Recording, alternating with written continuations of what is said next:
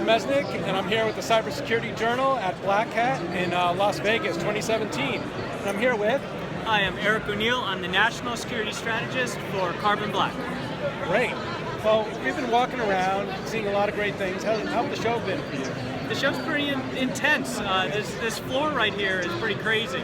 But I gotta say, the Carbon Black booth is the best. Well, I gotta say, I really appreciate the carpeting. I mean, it's really nice and soft. And comfortable, especially when you're on your feet all day. Right, so I appreciate that. So, let's talk about this year. It's been a crazy 6 months. You know, have we learned anything from these past 6 months? And if so, what? And what would you be talking to the CEO of a major Fortune 500 company to tell them, we've learned this is what you need to think about? Well, my background is former FBI. I was an FBI undercover operative. I worked in cybersecurity in the FBI. And so... So did Russia do it? When I look, yes. When I look at, absolutely, yes they did. I don't think there's a question. Okay, good. When I look at cybersecurity, I look at it with a lens of counterintelligence. Yeah. I look at cybersecurity as spy hunting. Okay. And the fact of the matter, the problems that are happening in the last 6 months, looking at the election attacks, looking at the rise of ransomware as a vector, looking at the enormous number of breaches, not only to take personally identifiable information, but to steal trade secrets, to steal customer lists, all that stuff that's very important to any company or individual. It's because spies have taken over the attacks. Wow, okay. I often say there are no hackers anymore. The hackers are all here at Black Hat working for all these security companies in these booths. Right. The spies have taken over the cyber attacks. And so it's important to know that the spies are using espionage tactics in order to steal information, and that's why the most prevalent vector for attack is email. Spear phishing through email. Ransomware that installs a malware through email. Even non-malware attacks. So you're vulnerable because a spy can trick you into giving them access to your information. And they know how to do it. It's social engineering. It's not somebody sitting at a keyboard, sneaking their way in using some amazing technology. They're fooling you into clicking a link. Wow. Most of the time. So, I mean, we talk about a lot of this is, you know, people are doing testing on their employees on, you know, phishing scams. Is that something you guys look at, or is that something that... So we are a technology, a software company that protects you. Protects you and allows you to have forensics to see what's happening, and it has real-time protection at the endpoint. I don't want to get too technical, but basically what we do is move the technology as close to the human that's going to make the mistake as possible. So when the attack happens, we see it immediately and lock it down.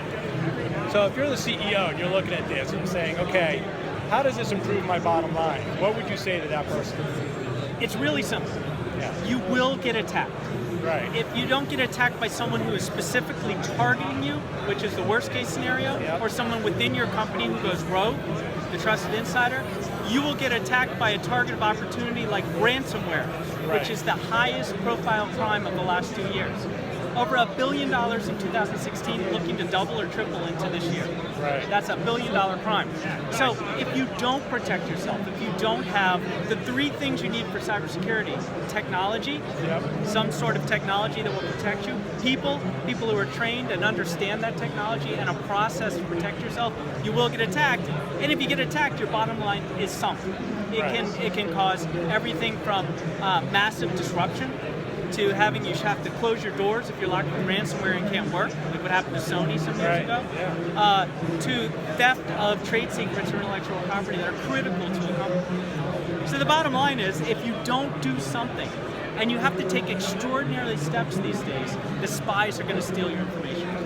And that is a cross-functional system that you need to put together, because it's not just your IT people. You've got to be training everybody and getting them all up to speed and understanding the risks out there. Absolutely. And that's why the C-level has to get involved. Cybersecurity belongs to every single person or organization. I'm an attorney, and I used to do national security law when I got out of the FBI, and I know that part of cybersecurity in that C-suite is the general counsel has to be involved, because there are all these liability issues that get tracked down. Marketing has to be involved, and communications, because if there is a breach, you better have a plan before the breach. Don't be trying to figure out that plan when you're in the pressure situation. HR has to be involved, because technology the people are an important part of this. And of course you have to have a cyber team, a technology team, an IT team that knows what the heck they're talking about, that knows how to use the very expensive system you just bought to protect yourself. That's excellent. This is awesome. I really appreciate the time. This has been very interesting for me. Thank you. I appreciate the interview. And at least we solved the problem as to who hacked elections. Oh yeah, it was definitely Russia, and they haven't finished. We'll be seeing them again in 2018. Yep. And I think every single election across the Western world is at risk. All right. Well, thank you very much. Very welcome. It's been great meeting you. Thank you.